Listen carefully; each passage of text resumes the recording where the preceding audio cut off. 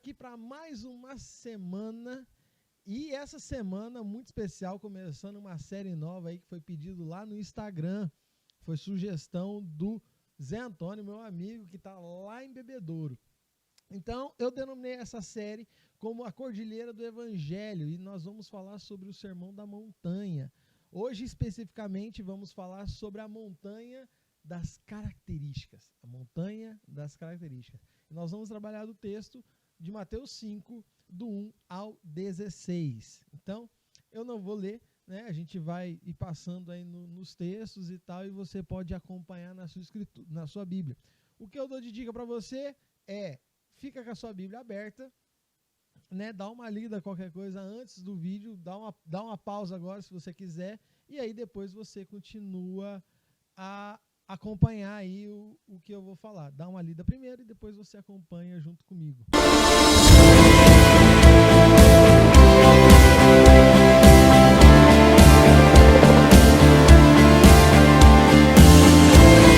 Bom, tem uma frase que ela é dita que dinheiro não traz felicidade, mas ajuda a sofrer em Paris ou ajuda a sofrer em Nova York. Essa frase tem duas realidades. A primeira justamente é de alguém que experimentou, a primeira realidade, né, justamente de alguém que experimentou a riqueza e não se contentou com ela. E em segundo caso, obviamente, alguém que sabe que nunca vai experimentar a riqueza, ou que tem medo, ou sei lá. E que aí, né, procura uma forma de esconder a realidade, né? Então, a questão da satisfação, né, pela riqueza, ela é momentânea, né, ou ela é passageira, né, ou às vezes é inacreditável, né, no caso de muitas pessoas. Um pensamento budista diz que os desejos humanos, eles são infindáveis, né? E pensando até mesmo sobre isso, quanto mais o homem quer, quanto mais o homem tem, mais ele deseja. É uma busca natural por algo, né? Sempre a ideia de metas, né? Então, como um adolescente quer tirar carta, depois quer ter o seu carro, a sua moto. Aí se o carro não é novo, eu quero um carro 0 km. Eu quero um carro 2.0, eu quero um carro mais potente, eu quero um carro tal. E cada vez isso maior. E isso também tem referência né, a grandes quantidades. E até entender que a verdadeira felicidade ela não está envolvida naquilo que realmente você pode ter, mas sim naquilo que você realmente pode ser. E nos evangelhos nós vemos que a verdadeira satisfação que uma pessoa pode ter, ela não está nos bens materiais, ela não está nas coisas, mas ela está em cumprir ou entender a vontade de Deus para a sua vida. A grande diferença da vida do cristão é entender que ele vive para glorificar a Deus e o seu prazer tem que estar em Deus. Tem que estar na sua palavra. E aí Jesus, ele começa o sermão trazendo essa questão da satisfação. Né? Todo mundo conhece as bem-aventuranças, ou melhor traduzindo, as características daquele que é feliz, ou daquele que é contente, ou melhor ainda, aquele que está satisfeito. Essa é a grande sacada das bem-aventuranças, né? E aí, a primeira bem-aventurança é bem-aventurado os humildes de espírito. Bom, bem-aventurados os humildes de espírito, ou felizes os humildes de espírito, ou melhor, satisfeitos são aqueles que são humildes de espírito. E nesse caso, não se relaciona ao fato de ser pobre financeiramente, de ser humilde na questão de poder aquisitivo, mas a humildade de reconhecer que necessita do bem supremo supremo, que necessita de Cristo, que necessita do Criador. A pessoa humilde de espírito é aquela que consegue entender que ela é pecadora e que ela precisa do Senhor. Então, a primeira coisa, satisfeito em Deus, é aquele que reconhece que ele necessita de Deus. A segunda bem-aventurança, né? Bem-aventurados os que choram, porque serão consolados. E ao contrário do que... Bem-aventurados os que choram, porque serão consolados. E ao contrário do que a gente pode imaginar, não é simplesmente uma pessoa emotiva, né? Eu lembro quando eu era adolescente, tinha os emos, né, que choravam por bobeira, e nada estava bom na vida. Mas essas pessoas, bem-aventurados que choram, eles choram porque eles têm o arrependimento, eles choram por causa do seu pecado e reconhecem que precisam de Deus. Nós, infelizmente, como seres humanos, salvos ou não, nós pecamos todos os dias. E porque nós somos falhos, nós somos incompletos e imperfeitos. Graças a Deus que Ele é completo e perfeito. Mas esse pecado que nós cometemos todos os dias, isso não pode ser levado como um pecado de estimação. Nós precisamos chorar e nos arrepender todos os dias pelo nosso pecado. Eu gosto muito do termo prantear, né? Eu tenho uma música meio antiga que eu ouvia, e aí ele falava sobre o prantear, o pranto. É mais do que um choro, é algo mais desesperado. Então, nós precisamos ter esse tipo de reação para com a verdade espiritual de Deus. Essa ideia dos que choram fica muito exemplificado pelo salmista no Salmo 51.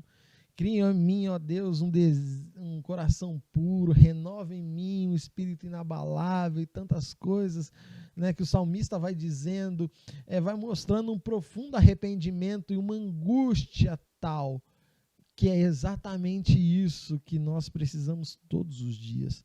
Bem-aventurados mansos. Também uma ideia errada que a gente pode ter logo de cara, que mansos são aqueles que são calmos demais. Fulano é manso porque ele é muito calmo, mas não. Essa ideia aqui de mansidão é aquela pessoa que tem o controle da sua vida está nas mãos de Deus. Sabe, o manso aqui é a pessoa que não tem o autocontrole de sua vida, mas o autocontrole de sua vida está nas mãos de Deus. E isso é muito interessante, né, porque é o Senhor quem controla. Eu lembro de um livro, né, que eu trabalhei na igreja um tempo atrás, acho que ainda também da adolescência, e tinha 5 valores e tal, e cada dedo era um valor, mas o centro aqui da mão era Cristo habita em mim, tudo controla. É bem essa ideia da bem-aventurança dos mansos. Cristo é o centro da nossa vida e Ele controla todas as coisas. Isso é a grande diferença.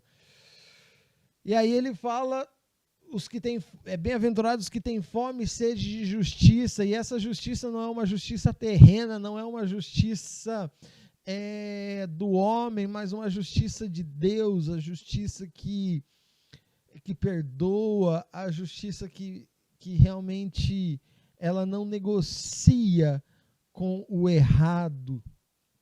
Recentemente nós ficamos sabendo aí na nossa cidade de Marília, né, um representante da lei, né, que aplicou aí uma multa a uma pessoa, mas foi repreendido pelo seu superior, que também faz parte da segurança e é um guardião da lei, e disse que aquela pessoa não poderia ter feito aquilo, pois se tratava da filha de uma vereadora da cidade, e quem ele estava pensando que ele era para poder aplicar uma multa. Então, os que têm fome e sede de justiça, mas a justiça de Deus é a justiça que é correta, é a justiça que não é simplesmente alívio para mim e realmente a justiça para os outros, para os meus inimigos, né? O perdão para os amigos e a justiça para os inimigos, não, a justiça de Deus ela é diferente. E aí Jesus fala, bem-aventurados os misericordiosos. Em outro vídeo, né, eu falei que a diferença entre a misericórdia e a graça é quando a graça é Deus nos dando aquilo que nós não merecemos. E a misericórdia é Deus não nos dando aquilo que nós merecemos. Então, os misericordiosos são aqueles que perdoam, são aqueles que não devolvem com a mesma moeda aquilo que aconteceu consigo. Os misericordiosos são aqueles que perdoam. Os misericordiosos, eles têm essa característica muito peculiar que se assemelha com Deus. Porque Deus ele é infinito em sua misericórdia e nos perdoa todos os dias. Bem-aventurados limpos de coração. E aqui é muito interessante essa ideia de limpo de coração, porque transmite realmente a ideia da santidade. Salmo 24 vai dizer: quem subirá ao monte do Senhor, quem permanecerá no seu santo lugar, aquele que tem mãos limpas e coração puro. Ou seja, Jesus está falando que bem-aventurados, satisfeitos, felizes são aqueles que têm o coração puro, aqueles que são santos. Essa é a grande sacada dessa bem-aventurança. Aí ele vai dizer: bem-aventurados os pacificadores, porque eles têm paz com Deus, né? Bem-aventurados os perseguidos, e são essas pessoas que realmente sofrem por causa ou que são perseguidos por causa do evangelho, que vivem em situações ou que passam por situações realmente de vergonha ou até mesmo de perseguição, até mesmo de enfrentar a própria morte. Mas bem-aventurados são esses. E aí Jesus aqui ele está dando uma sequência de características. Então ele para aqui as bem-aventuranças, ele para de dar as características daqueles que são felizes, mas ele ainda passa duas características muito importantes, que é o sal da terra e a luz do mundo. Jesus pega e vira e fala: olha, vocês são o sal da terra e vocês são a luz do mundo. Ou seja, o sal ele tem que dar o sabor, né?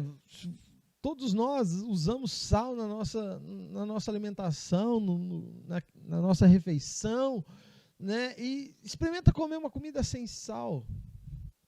Mas também o contrário é verdadeiro. Salgue demais e verá que você precisa de uma jarra de água. Então, o sal, ele veio para dar sabor àquilo que era sem gosto, aquilo que estava sem graça. Ou seja, a vida sem Cristo, ela é uma vida sem sal, é uma vida que não tem gosto, são de desejos passageiros, coisas que passam. Tanto o sal é tão importante que nós podemos ver que em todo lugar está sal. É necessário você se cuidar e tirar o sal da sua alimentação. Fast foods e tantas coisas tem muito sal, ou seja, o sódio, né, que o sal é o cloreto de sódio. Então, nós precisamos estar muito atentos a esse tipo de coisa, porque os cristãos, os filhos de Deus, eles precisam ser sal, eles precisam fazer a diferença onde eles estão. O sal, ele muda realidades. Nós, como filhos de Deus, nós precisamos mudar a realidade das pessoas, assim como Cristo mudou a nossa realidade. E aí ele fala que vocês são a luz do mundo. A luz é aquela que dissipa as trevas, dissipa a escuridão, né? Cristo, quando entra em nossa vida, ele dissipa a escuridão da nossa alma, ele nos dá a luz, aquilo que nós não podíamos enxergar, aquilo que nós não enxergávamos antes, nós passamos a enxergar e ver o que nós precisamos fazer, o que nós precisamos melhorar como pessoa, como filho de Deus. A luz tem exatamente essa ideia, e trazendo de novo uma ideia de Salmos, é muito interessante que Mateus ele tem muita referência ao Antigo Testamento, E olha quanta referência a gente pode tirar só nas bem-aventuranças. Salmo 119, 105 fala que lâmpada para os meus pés e luz para o meu caminho é a tua palavra. Ou seja, o cristão, o filho de Deus, para ele ser luz, ele precisa ter contato com a palavra e ele, naturalmente, ao contato com a palavra ilumina o seu caminho, ilumina o caminho dos outros. Afinal de contas, se nós estivéssemos andando numa trilha, no meio do mato, no escuro, e alguém acende uma lâmpada, alguém acende uma lanterna, melhor dizendo, o que vai acontecer? As pessoas vão querer andar no mesmo caminho. Assim é a vida do Filho de Deus. Ele tem o seu padrão de vida, ele tem a sua vida guiada pela Escritura. E ela é a luz para o seu caminho, então naturalmente as pessoas vão ver e vão querer aquilo. Então as bem-aventuranças, elas encerram com sal e luz. E é justamente isso que eu e você, nós precisamos. Sermos satisfeitos, sermos felizes em Cristo. O que é interessante, e eu pensei por muito tempo, que as bem-aventuranças era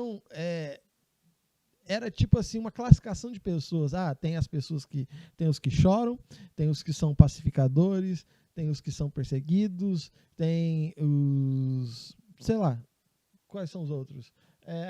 Os mansos, os que têm fome e sede de justiça, os que são humildes de espírito. Uma classificação, mas lendo esse texto, estudando, eu percebi que não. Na verdade, na questão das bem-aventuranças, são várias características. Por isso que a montanha das características, e alguém, eu, você, nós podemos ter todas essas características. Talvez uma ou outra que não, mas isso é quase que um raio-x da vida do cristão, do que o cristão precisa ter. E aqui eu gosto de dizer cristão, né, o Filho de Deus, e eu espero que você entenda isso, que nós como servos cristãos, servos de Deus, nós precisamos ter exatamente essas características e não tem como fugir. Então, gente, hoje foi a primeira mensagem da Cordilheira do Evangelho, Montanha das Características. Nós teremos mais 3 mensagens, fora essa, mais 3 mensagens. Então, não perde, acompanha aí com a gente que tá muito legal.